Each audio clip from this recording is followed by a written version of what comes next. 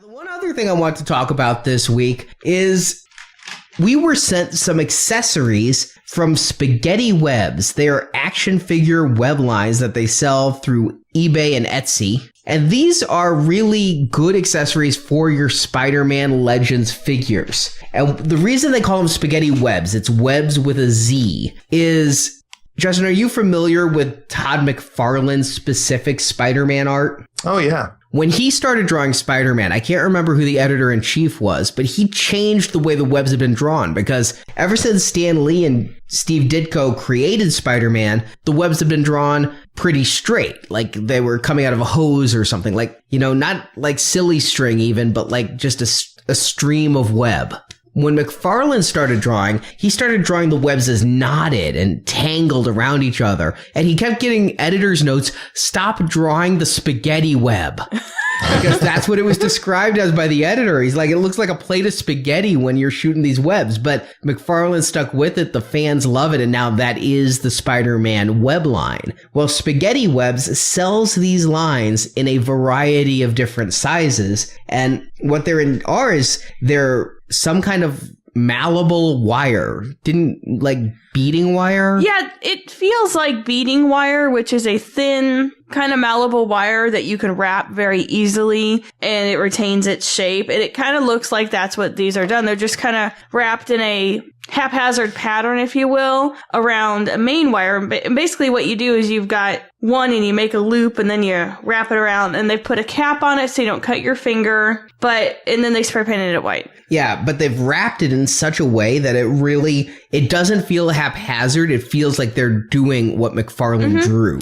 Yeah, and I mean haphazard pattern, not as an insult. No, I think McFarlane was drawing it to look haphazard and they're recreating that here. And then, yeah, they painted it. Probably, it does maybe spray paint. It's perfectly painted on, all four sides. It's not like they missed the edges by flip painting it. But it's got kind of a off-white gray kind of paint, but the black is very visible. I don't know if that's the wire black where it didn't get paint, so it's showing through and it adds a depth to it, or if they did some kind of painting to add the black.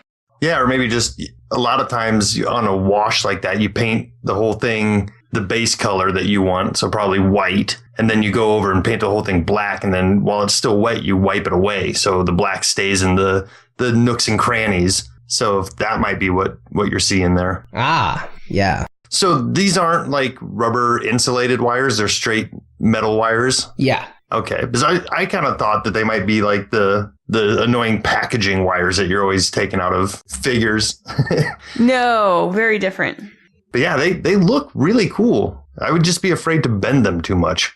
I've been bending them quite a bit just to see, because I agree with you. My feeling is that this could very well break with enough bending. And I don't think that it's supposed to be like a posable figure where you keep redoing it. I think eventually it will snap if you just bend it back and forth a lot.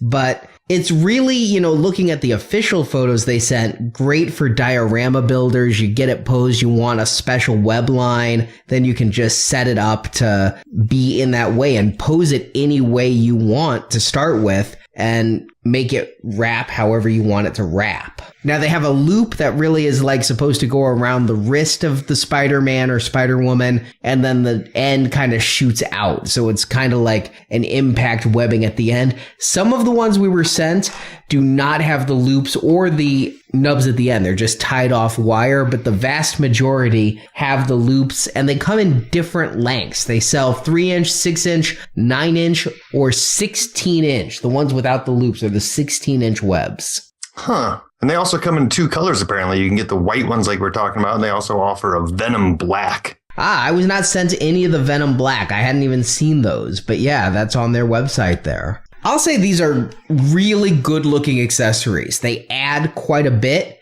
I'm not a diorama kind of guy, so as just like a weapon or an accessory to add, I'm having a little less luck finding great ways to make it pose. It doesn't wrap around. Those spaghetti webbing is specifically for like shooting or web swinging or something.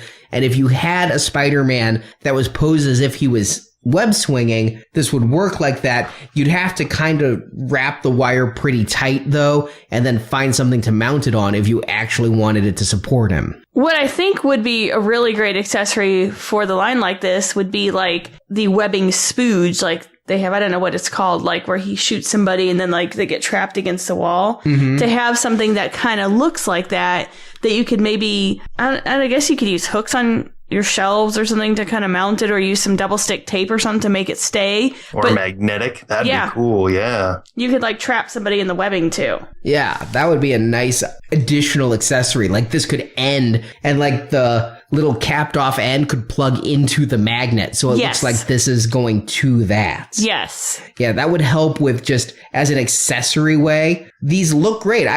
For the way I deal with figures, which is often just having them on shelves and things, it looks cool to have it around his wrist and like he's shooting not a straight line. It's kind of going a little haphazard, but I've yet to, and this is more me than it because I see the pictures they've done. There are cool ways to pose it. I just haven't been able to get great poses out of it. Yeah, and I think you kind of said what I would think about this too. If I had a Spider-Man diorama shelf or something, I'd be all over this. But I don't display my figures in a diorama way. But anybody who does, these look like they'd be a great accessory for photo shoots and adding to back alley shots and stuff like that. That's what these are going to get the most use from me for, is indeed they're going to stay in the photo studio. And anytime I've got a Spider-Man figure out there, these are going to go in the repertoire of items I grab and start pulling from to get just extra accessory poses with, and, have to state,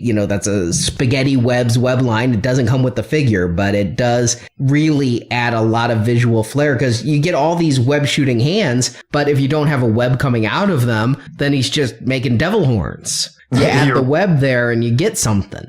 You're right. Hasbro's usually pretty good about giving us some sort of, web splooge in the smaller 3 3/4 inch Spider-Man stuff, but none of the 6-inch Spider-Man ever come with any sploogey stuff. We even got a shield a few times with Spider-Man 6-inch. Got the web shield in that Amazing Spider-Man 2 line, remember? Yeah.